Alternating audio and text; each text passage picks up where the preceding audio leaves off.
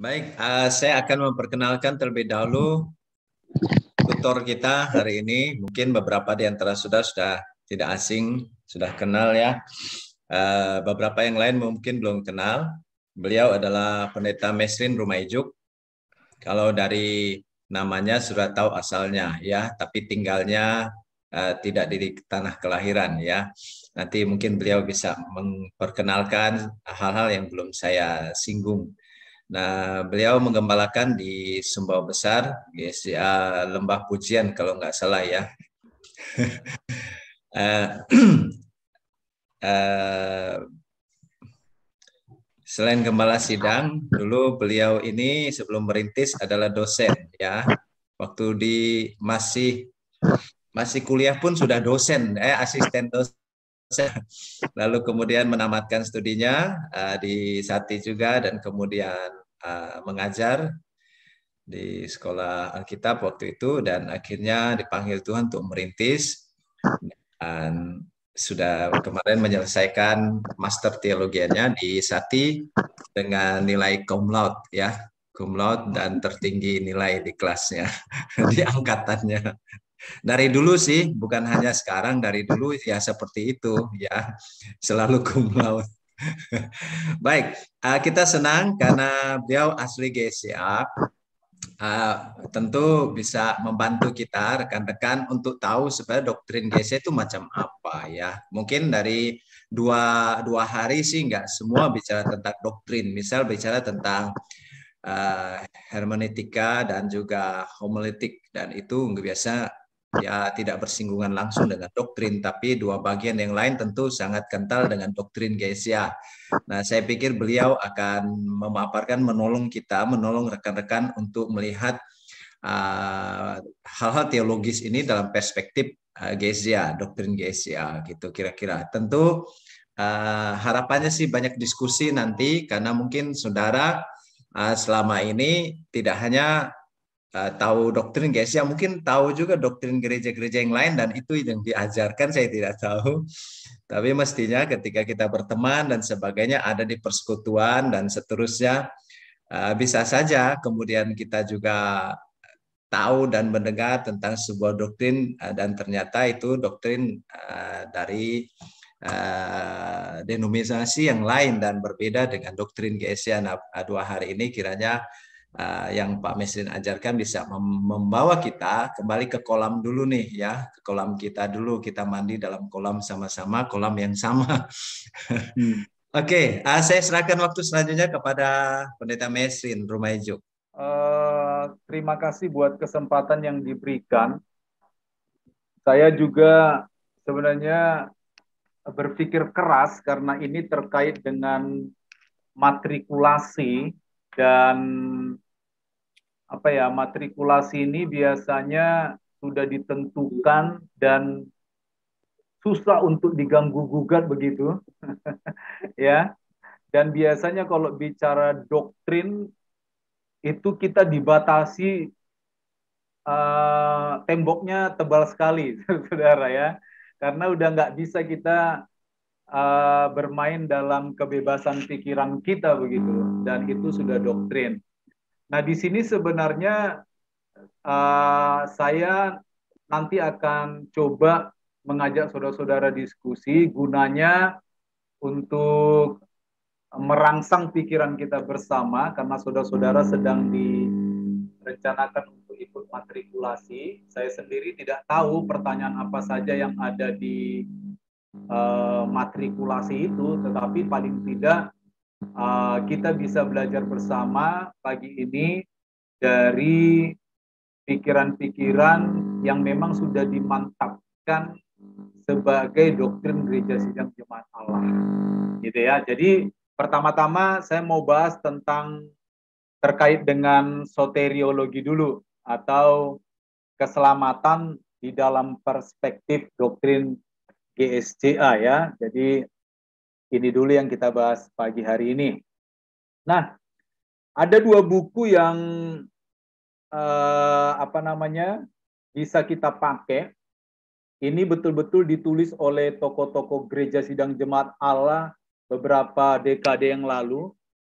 Isinya sama, ya, sama-sama 16 Fundamental Truths of Sidang Jemaat Allah, ya. Satu dikarang oleh Peter C. Nelson, satu lagi gabungan dari dua tokoh besar, William Menzies dan Stanley Horton. Ya, sekali lagi di dalamnya sama-sama membahas 16 kebenaran mendasar atau fundamental truth dari gereja sidang jemaat Allah. Cuman dua buku ini terpaut sekitar 45 tahun ya. Jadi kalau PC Nelson publish bukunya tahun 48, kalau Menzies dan Horton tahun 93. Jadi itu terpaut 45 tahun. Tetapi sekali lagi pikiran-pikiran mereka itu saling melengkapi. Saya sudah baca dua buku ini dan pikiran mereka itu saling melengkapi. Nanti di sana saudara-saudara atau rekan-rekan yang mau memperdalam doktrin gereja sidang jemaat Allah, dan dua buku ini memang ditulis mewakili kebenaran-kebenaran mendasar dari ajaran gereja sidang jemaat Allah. Kalau saudara bisa punya keduanya, itu bagus ya.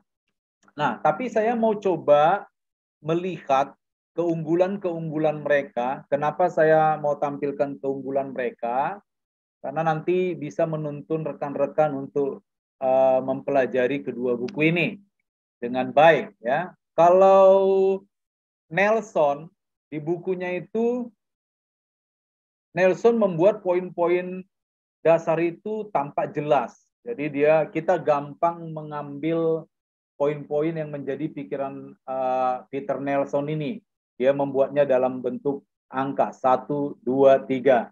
Nah, kalau kita baca bab 5 tentang keselamatan atau soteriologi, di sana Nelson membuat 8 poin besar. Itu terkait dengan syarat keselamatan. Nanti bukti-bukti keselamatan mereka bahas dengan cara yang sama dengan Menzies dan Horton ya.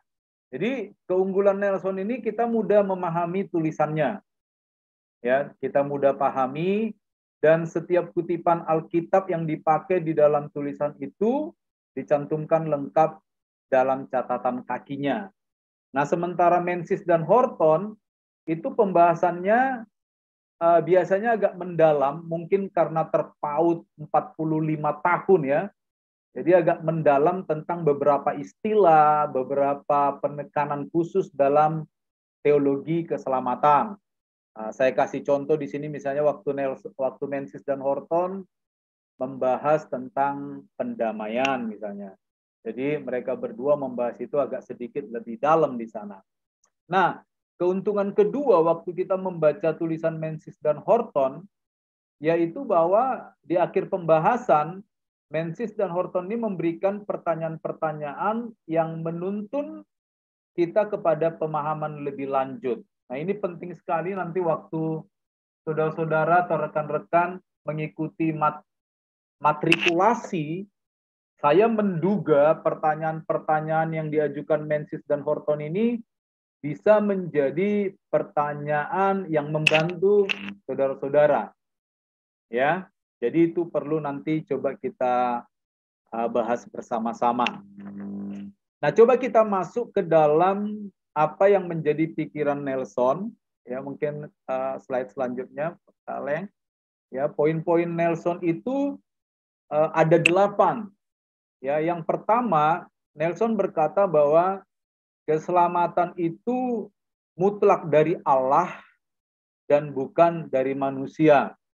Ini yang paling fundamental terkait dengan keselamatan. Ya.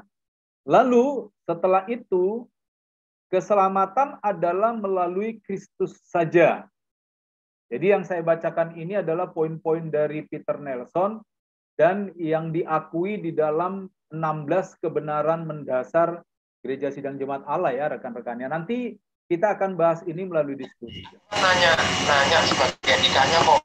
Nah, yang ketiga, keselamatan itu didapat oleh kasih karunia dan bukan oleh pekerjaan manusia. Jadi ini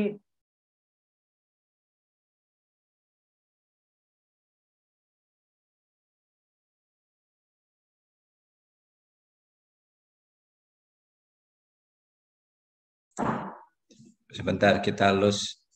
Suara mulus, bro.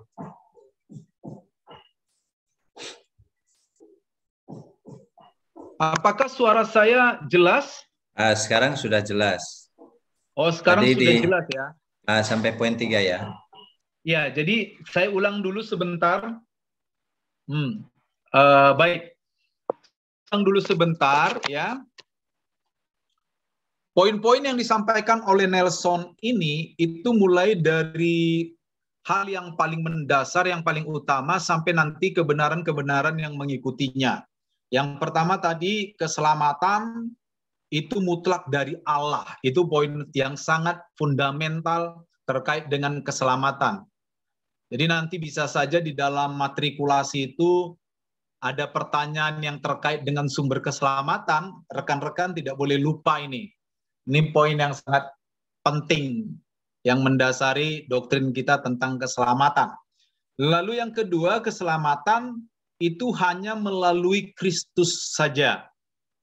Ya.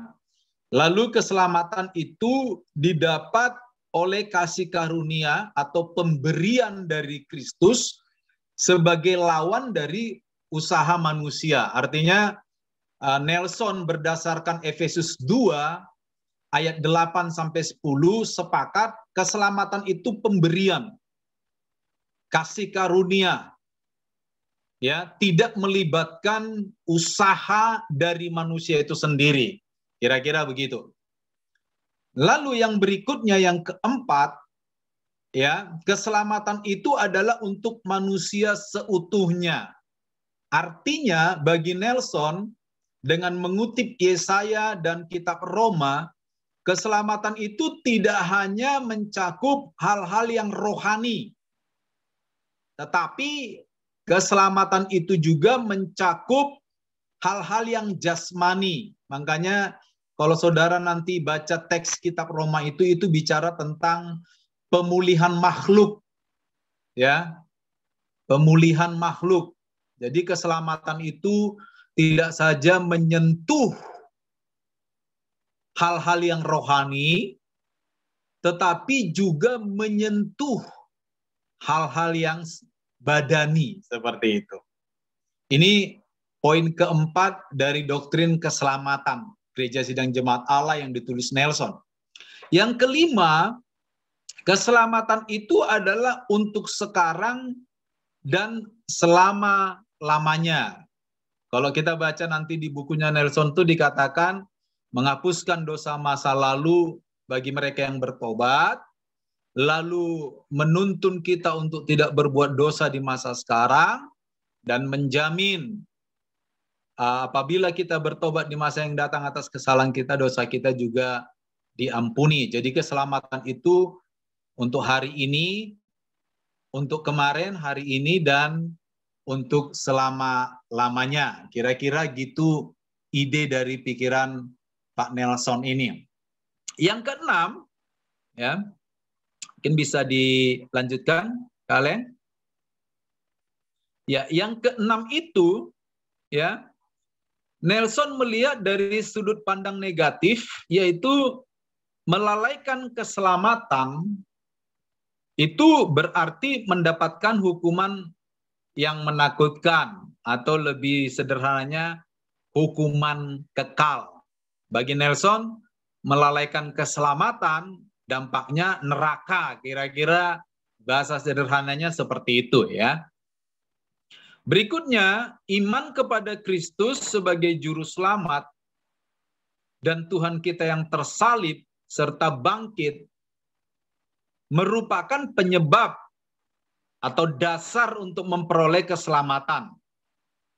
Ya, sebagai bandingannya dari sudut pandang negatif, tidak adanya iman adalah penyebab penghukuman. Ya, Nelson mengutip kisah Yesus berbincang dengan Nikodemus. Ya, jadi sekali lagi iman versus tidak adanya iman. Iman merupakan dasar memperoleh keselamatan.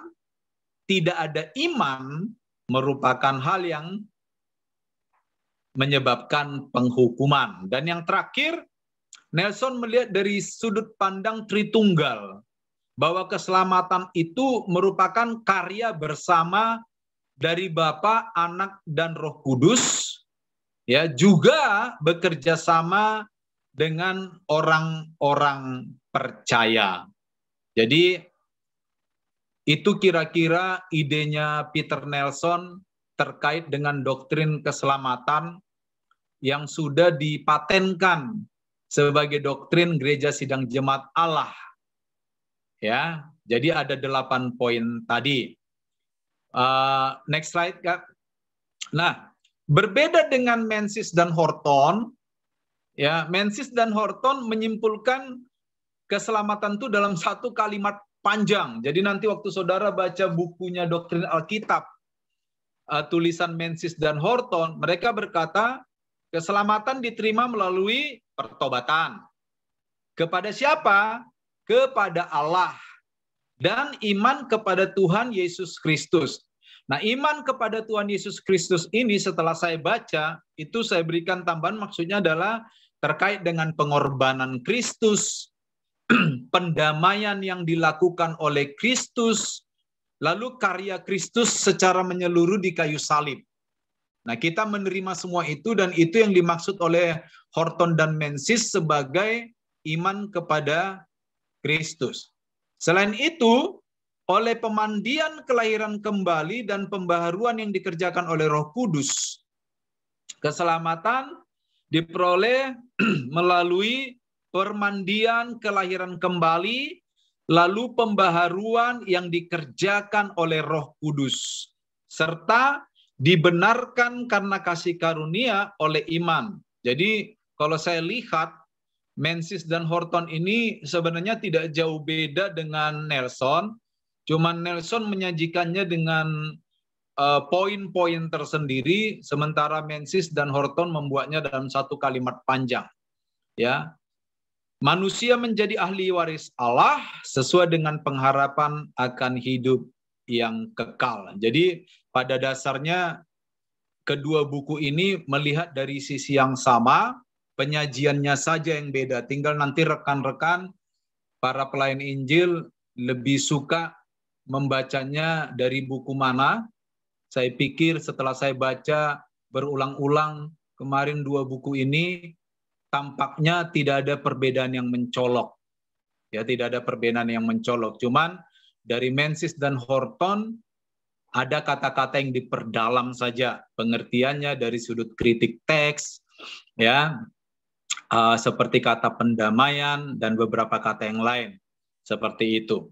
Tetapi pada hakikatnya sekali lagi sulit ditemukan perbedaan esensi dari pandangan 2 tokoh ini, ya. Nah, selanjutnya terkait dengan bukti keselamatan. Jadi kalau kita bicara keselamatan dalam doktrin GSJA, ini sekali lagi saudara-saudara dalam doktrin GSJA, ya. Jadi kalau kita udah bicara doktrin, kita tidak memberikan ruang kebebasan untuk berpikir di sana.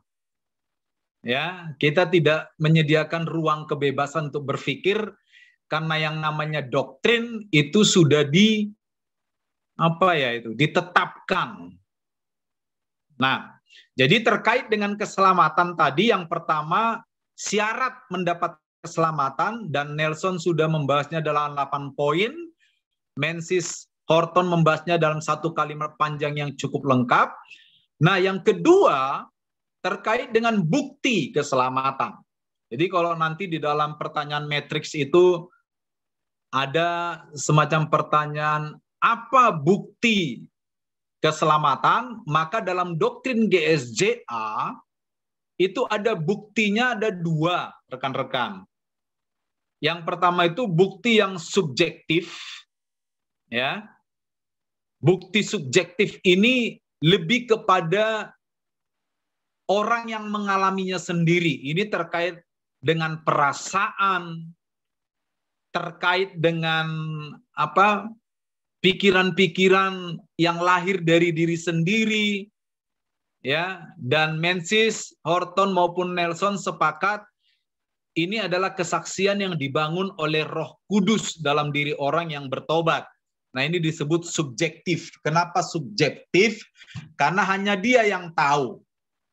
Ya, ada sukacita, ada kegembiraan, ada perasaan-perasaan tertentu yang lahir dari kondisi pertobatan, dan sekali lagi ini merupakan kesaksian dari Roh Allah yang hanya orang itu saja yang tahu. Makanya disebut sebagai bukti yang subjektif. Nah, yang kedua, ada yang disebut sebagai bukti yang objektif. Berarti bukti yang objektif itu bisa dilihat, bisa diukur, bisa dirasa oleh orang-orang lain di luar dirinya. Nah, Nelson, Horton, dan Menzies juga sepakat bahwa bukti yang objektif dari keselamatan seseorang itu terlihat dari kehidupan yang benar setiap hari, kehidupan yang suci, kehidupan yang berdasarkan dengan karakter Kristus yang dipertontonkan kepada orang lain. Kalau kita mungkin menyitir atau mengutip bahasanya Paulus, kita menjadi surat Kristus yang hidup. Itu bukti objektif bahwa kita sudah memperoleh keselamatan itu. Sekali lagi, saudara-saudara, berdasarkan doktrin gereja sidang jemaat Allah. Ya, jadi sekali lagi saya ulang, kalau membahas tentang keselamatan ada dua pohon besar. Pohon pertama adalah syarat keselamatan, itu yang tadi 8 poin yang disajikan Nelson. Dan yang kedua, pohon kedua adalah apa bukti keselamatan, yaitu subjektif dan objektif. Nah, kira-kira seperti itu bagian besar ketika kita membahas keselamatan dari sudut pandang doktrin GSCA. Nah, next kalian coba, itu di dalam bukunya Menzies dan Horton, ya saudara-saudara yang punya bukunya Doktrin Alkitab itu, ini keuntungan kita ketika kita membaca bukunya Menzies dan Horton, bahwa di dalam setiap, di akhir bab pembahasan mereka selalu mengajukan pertanyaan untuk kita teliti. Nah, di sini kebetulan ada 8 pertanyaan yang cukup bagus ya untuk kita bisa diskusikan pagi hari ini. Ya, dan kemungkinan bukan kemungkinan sih, pasti saja bahwa Menzies dan Horton membuat pertanyaan-pertanyaan ini dan jawabannya adalah dalam pembahasan mereka. Ya.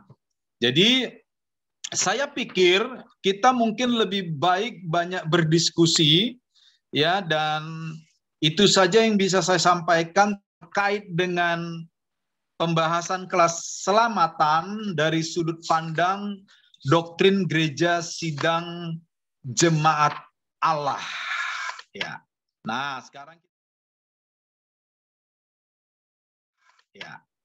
sekarang kita bisa diskusi, tapi sebelumnya saya serahkan dulu sama Kak Aleng untuk memoderasi kita. Silakan Kak Aleng.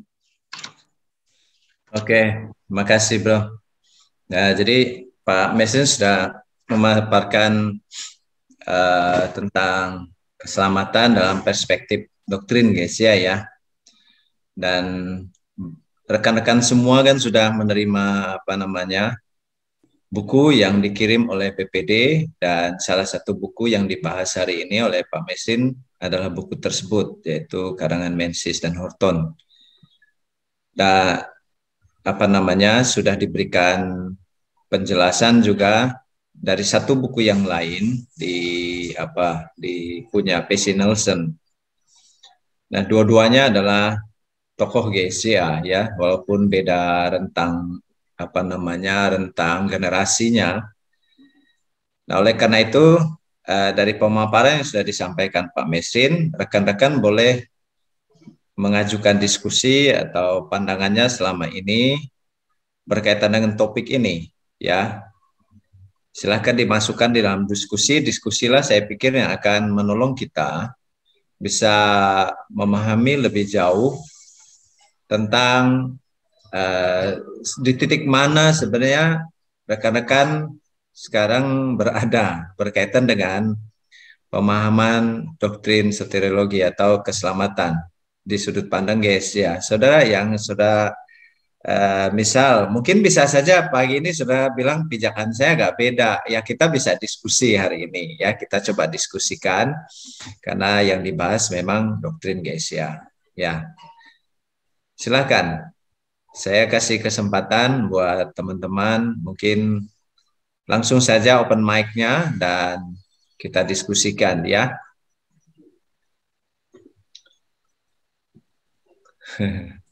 Saya Pak Aleng. Ya, Eru, silakan Eru. Oke, terima kasih. Mohon penjelasan lebih lanjut Pak terkait dengan poin yang ke-8, poinnya P.C. Nelson. Saya belum baca, yang mana Bapa, Putra, dan Roh Kudus itu bekerja sama dengan orang berdosa dalam keselamatannya. Jadi ini kira-kira pemahamannya seperti apa ya Pak menurut Nelson? Terima kasih. Mungkin ada yang lain supaya kita boleh diskusikan. Ya, kita tampung dulu satu, itu tadi poin 8 yang ditanyakan.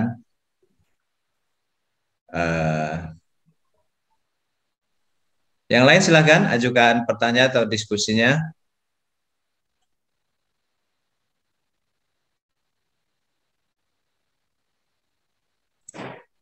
Mungkin sementara yang lain lagi menulis pertanyaannya, Bro Mesin. Ya. Silahkan di-pin dulu. Baik, terima kasih Bro. Tadi siapa yang nanya? Lupa saya. Heru. Ya, terima kasih Pak Heru buat pertanyaannya. Mas Heru, belum menikah dia? Belum menikah ya? Pak. Hampir Pak. Mau menikah. Ya? Mau menikah. Mau. Oke. Mantap. Suara saya jelas ya kalengnya? Sangat jelas. Oke, baik. Sekali lagi, rekan-rekan, ini adalah pikirannya P.C. Nelson dan pikiran ini sudah disetujui oleh pimpinan Gereja Sidang Jemaat Allah pada waktu itu, ya, Pak Thomas Zimmerman di dalam cetakan yang tahun 81. Nah, yang dimaksud dengan poin ke-8, ya, ketika kita membahas tentang keselamatan manusia ini, yaitu bahwa Bapa, Anak, dan Roh Kudus itu kerjasama dengan orang berdosa dalam keselamatan orang tersebut. Nah, P.C. Nelson itu kira-kira begini pikirannya. Keselamatan itu melibatkan oknum Trinitas, yaitu Bapa, Putra, dan Roh Kudus. Di dalam penjelasannya yang panjang, P.C. Nelson melihat beberapa ayat Alkitab, ya, yang bisa mendukung pernyataan ini, dan di poin-poin itu saya sudah cantumkan seperti Amsal pasal 28 ayat 13, Yesaya 55 ayat 6 dan 7, Yohanes 6 ayat 44, Yohanes 16 ayat 2, Yohanes 1 ayat 11 dan 12, dan Yohanes 3 ayat 3 sampai 7. Artinya gini, P.C. Nelson melihat bahwa Bapa, ya, di dalam Alkitab itu adalah perancang keselamatan itu. Itu sebabnya dia mengutip seperti dalam Yesaya misalnya, carilah Tuhan selama ia berkenan ditemui, berserulah kepadanya selama ia dekat. Baiklah orang fasik meninggalkan jalannya, dan seterusnya. dan kepada Allah kita, sebab ia memberi pengampunan dengan limpahnya. Jadi dalam pikiran Visi Nelson, inilah peran Allah Bapa itu dalam keselamatan. Lalu peran Yesus Kristus ya dalam keselamatan adalah ketika Yesus memberikan dirinya sebagai korban ya di kayu salib ya. Makanya waktu Yesus mati, maka itu adalah bukti bahwa Yesus terlibat dalam rancangan atau terlibat di dalam pemberian keselamatan itu melalui pengorbanannya. Dan Roh Kudus juga terlibat. Nelson mengutip ayat seperti Yohanes 16 ayat 2 misalnya. Dikatakan, dan kalau Roh Kudus datang, dia akan menginsafkan dunia akan dosa, akan kebenaran, dan akan penghakiman. Kira-kira itu salah satu ayat yang menunjukkan dengan jelas bahwa Roh Kudus terlibat di dalam proses keselamatan itu. Tetapi Trinitas atau Allah Trinitas bukanlah Allah yang memaksakan agar manusia memperoleh keselamatan itu. Itu sebabnya Allah Trinitas bekerja sama dengan orang berdosa dalam memperoleh keselamatannya. Itu sebabnya dikatakan di 2 Petrus ya, 2 Petrus pasal 1 ayat 4 ya, itu dalam pembaruan kita mengambil bagian dalam kodrat ilahi yang memungkinkan untuk kita luput dari hawa nafsu duniawi yang membinasakan dunia. Jadi ada peran manusia yang dilihat dengan jelas oleh Nelson terkait dengan proses keselamatan itu.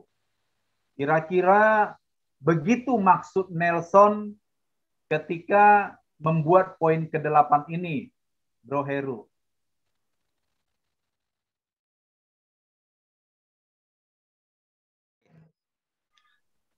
Saya persilakan. Masih banyak waktu kita untuk kita diskusi. Intan, kalian open mic, silakan Intan. Saya mau, ya Pak, saya mau tanya Pak. Apakah keselamatan itu bisa dibuktikan 100%? Kalau tadi kita lihat di bukti objektif ya, kan dibilang dikatakan kepada semua orang yang memperlihatkan kehidupan yang benar dan kesuciannya sejati. Nah, apakah manusia itu bisa mengukur keselamatan orang lain ya? Misalnya contoh, oh orang ini selamat nih, orang ini enggak selamat nih. Karena misalnya kalau kita kan banyak ya melihat contoh ya, kalau misalnya banyak nih hamba-hamba Tuhan yang mungkin di kehidupannya rasanya jadi orang yang benar gitu ya, tapi Pak, ternyata ujung-ujungnya dia ternyata ada belenggu dosa yang mungkin orang itu enggak tahu gitu sama sekali. Nah itu apakah kita bisa mengatakan bahwa ia selamat atau enggak gitu. Jadi keselamatan itu apakah bisa dibuktikan 100% oleh manusia? Nah, lantas menurut doktrin GSJA juga, bagaimana dengan orang-orang yang tidak pernah mendengar Injil sendiri gitu, yang mungkin di suku-suku pedalaman yang mereka tidak terjamah, apakah ada keselamatan yang Tuhan beri bagi mereka atau seperti apa kalau menurut pandangan GSJA? Ya. Ibu Itu Intan saja, ya? Pak. Belum Ibu ini. Mbak Intan. Oh, belum Ibu juga. Hampir Pak, hampir. Tapi saya panggil Ibu aja ya, biar saya lancar ya. Oke, nggak apa-apa, Pak. Baik. Nah, Ibu Intan, ini pertanyaan yang bagus ya. Ada 2 pertanyaan yang sebenarnya spektrumnya luas sekali. Yang pertama, karena tadi terkait dengan bukti-bukti keselamatan, ya. Kita membahas subjektif dan objektif. Tadi Ibu Intan bertanya apakah itu bisa dibuktikan measure atau diukur dengan pasti 100%. Orang hidup begini kita tahu nggak dia selamat. ya sering juga di pemakaman kita dengar gosip-gosip, wah dia pasti masuk neraka tuh, ya kan? Dan sebagainya. Karena mungkin hidupnya tidak baik. Nah, Bu Intan, bukti-bukti keselamatan yang dicantumkan baik oleh Nelson maupun Menzies dan Horton ini sifatnya sangat kualitatif. Ya. Ini kualitatif itu berarti sulit untuk dibuktikan dengan angka-angka. Ya. Sulit untuk dibuktikan dengan ukuran. Karena begini, kenapa saya sebut kualitatif? Ini bahasa saya sendiri. Karena itu melibatkan perasaan, melibatkan pengalaman rohani dengan Tuhan. Itu yang pertama, yang subjektif tadi. Yang kedua, itu melibatkan kejujuran di hadapan orang. Yang saya maksud kejujuran itu begini, Bu Intan. Misalnya saya sebagai pendeta, bisa saja saya berperilaku sopan, berperilaku bagus di depan orang, tapi kan tidak ada yang tahu hidup saya di luar itu kan. Nah, pikiran-pikiran saya tidak ada yang tahu. Nah, ini yang saya sebut sulit dibuktikan. Ya, butuh kejujuran. Sehingga bukti-bukti keselamatan ini sebenarnya lebih mengarah kepada pengalaman pribadi dengan Allah dan kejujuran di hadapan Tuhan terkait dengan orang lain, yaitu bukti objektif.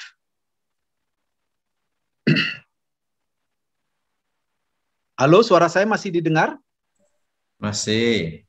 Lanjut. Oh ya, tadi ada permintaan untuk menampilkan video. Memang saya sengaja nggak tampilkan supaya bandwidth-nya terjaga gitu. Nggak apa-apa ya. Boleh bro, tidak apa bro. Baik, jadi sekali lagi saya ulangi bahwa ini sangat kualitatif, tidak bisa diukur dengan angka, tidak bisa diukur secara eksak, begitu.